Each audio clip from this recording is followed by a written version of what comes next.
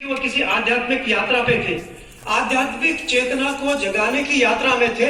उनका आध्यात्मिक चिंतन तो वो तो एक तरह से ईश्वर लब्ध तो थे ही, लेकिन पूरे समाज में जो एक तरह से कुंठा का एक तरह से माहौल था और सारी की सारी पूरी की पूरी जवानी या पूरा का पूरा हमारा जो भविष्य था वो एक तरह से अंधकार के गर्त में था। और मुगल जो शासक थे उनके अत्याचारों से इतना ज्यादा डिप्रेस था कि हम कोई रेजिस्टेंस नहीं थी, किसी ढंग का कोई विरोध नहीं था।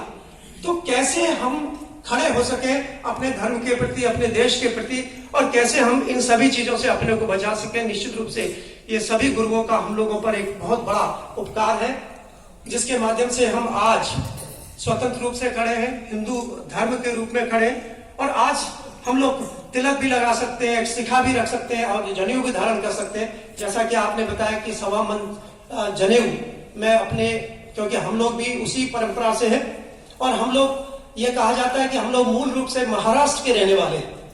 और 17वीं शताब्दी के प्रारंभ में जब 1675 में गुरु तेग बहादुर जी की शहीदी हुई, उसके आसपास एक ऐसा माहौल था पूरे देश में। औरंगजेब ने, देखिए, बाबर से लेके और सारी चीजें उतने निरंकुश नहीं थे, उतने अत्याचारी नहीं थे, अत्याचारी तो थे ही थे, लेकिन जो एक्सट्रीम था वो औरंगजेब के काल में था।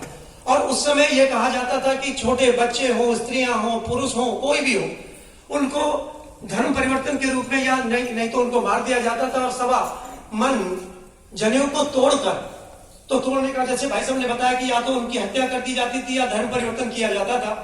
ऐसे ही काल में हमारे पूर्वज भी महाराष्ट्र से भागकर उत्तराखंड के सुदूर प्रांत में स्थानों में बसे, और सिर्फ शिखा और सूत्र को बचाने के लिए कि भाई किसी ऐसी जगह पे जाएंगे, हिमालय के आसपास रहेंगे और अपने धर्म की रक्षा कर पाएंगे। हो सकता था कि उसमें बहुत सारे लोगों ने वहां भी बलिदान दिया हो, और महाराष्ट्र का भी आप इतिहास जानते हैं, राजस्थान का इतिहास जानते हैं, उत्तर प्रदेश का इतिहास जानते हैं, और सारे आप जानते हैं कि पंजाब का पूरा इतिहास बलिदानों से भरा हुआ है।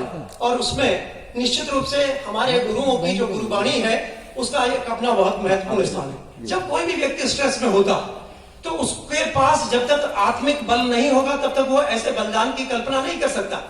धर्म के लिए जब तक उसको ये ना हो कि राष्ट्र के लिए उसका सम्मान ना हो, आत्मिक रूप से जब वो मजबूत होगा, उसकी आत्मा प्रबल होगी, आध्यात्मिक रूप से उन्नत होगा, तभी वो अपने राष्ट्र के लिए, देश के लिए बलिदान दे सकता है, धर्म के लिए बलिदान दे सकता है। नहीं तो रोटी खानी है, पेट भरना है, पैसे कमाने, उसके लिए तो हर कोई व्यक्ति है।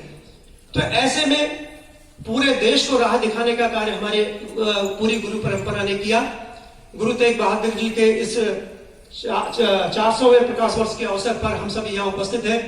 मैं अपना भी सौभाग्य मानता हूं, मैं समझता हूं कि हमारे पता नहीं कितने जन्मों का पुण्य यहाँ पर उदय हुआ है, जिससे कि हम उनकी गाथा को सुनने के लिए यहाँ एकत्र हो पाए हैं। उनकी वाणी हम लोगों का निरंतर कल्याण करे, हमें राष्ट्र के प्रति, अपने धर्म के प्रति निष्ठावान बनाए। इन्हीं शब्दों के साथ मैं आप सभी का हृदय से आभार व्यक्त करता हूँ। बहुत बहुत धन्यवाद। नमस्कार।